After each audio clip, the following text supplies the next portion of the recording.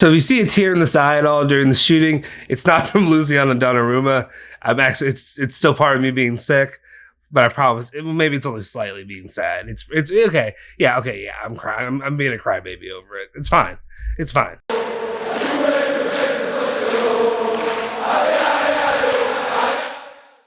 Ciao, Bianconeri, and welcome back to the Bianconeri Zone. I'm Justin Sofro. Today is Tuesday, June 8th, 2021, and let's just jump into these news. First off, I'm not going to spend a lot of time on this because it's unfortunate. It's over.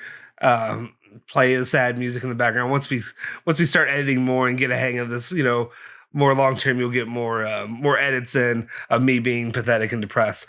But starting off with Donnarumma, Szczesny, it's over. Szczesny staying with Juventus. Donnarumma is signing for PSG 5 years at 12 million a season. Juve had no chance with Szczesny's wage and him not having offers from other teams. So it was a nice dream while it lasted. I can only say so much when it comes to my opinion on it. I would have loved to have Donnarumma here. I'm disappointed.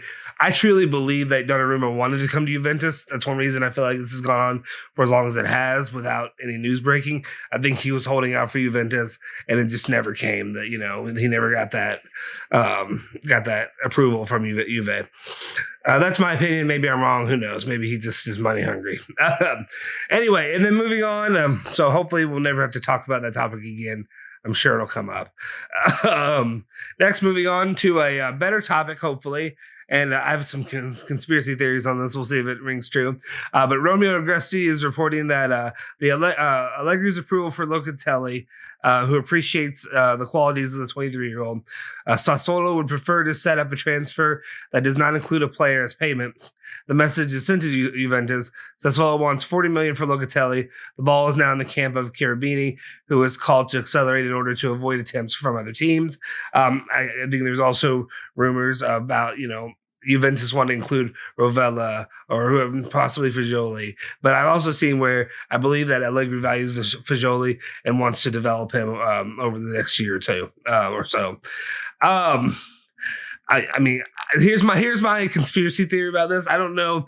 After it was kind of solidified that Juventus, that it was over with Donnarumma, it wasn't going to happen. I think there was a lot of, I don't want to say backlash, but I think there was a lot of disappointed Juventus fans who maybe, maybe they read the room and were like, okay, they're disappointed. They want, I feel like the two big names for this market, maybe they were just for me, maybe, but for a lot of people were Donnarumma and Locatelli.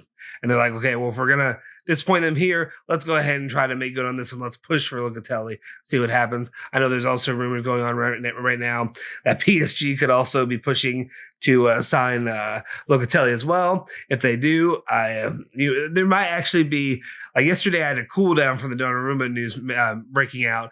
If it would have happened today, it might be on camera. Locatelli, if it happens, then it might be on camera. If it's just one way for me to summarize it, I'm just sick of PSG and their nonsense. That's it. Some other wonderful news for us. Dzeko is back on the radar for a striker role for Juventus. Juventus have chosen Dzeko as reinforcement for the attack. He can sign a 2-year contract worth 5 million euros. He can leave Roma almost for free, and that's from Gazzetta dello Sport. Gazzetta dello Sport also is saying that Gabriel Jesus is willing to come to Juventus. Getting Jesus is easier to the club compared to Vlahovic. And then when we're covering strikers, because it also says that Vlahovic is considered for now non-transferable by Fiorentina, and it's really complicated to think of a transfer on a loan, as happened last summer with Chiesa. Yeah, I've been kind of like saying that over and over. I just don't see Vlahovic happening. He'd be a huge get. He'd be a great player for Juventus to sign, but I just don't see Fiorentina really parting from him right now. But going back to Dzeko, why do we keep doing this to ourselves? Like, why? Like, is this just a rumor that gets put out there? To me, I feel like if you're going to lose Ronaldo, or if you're going to sign a striker, to me, he's 35 years old. Like, move on. Can we please get a younger striker? There's somebody else we can look for. I don't know. To me, I've never been a big fan of Dzeko. I never really, I didn't really feel like he really performed that well this last season. So to me, I'd rather move on and go after somebody else. Going on to our sales, Demiral and Ramsey are for sale. This is reported by Gazzetta dello Sport. Demiral would give the club a much needed plus Valenza. Yeah, I mean, we've talked about this every single day, and it's just going to keep getting reported. I feel like I'm reporting the same news, and I'm sure you feel like you're hearing the same thing from me now. But basically, you know, Demiral is probably our best value that we can sell and make some money off of, if we want to, go after anybody else, because I think we're still trying to meet that 100 million euro mark. And then not really a lot this early. I usually shoot a little bit later, so I apologize. This is going to be a shorter video. I also have a lot of work going on today that I have to get to right after I upload this.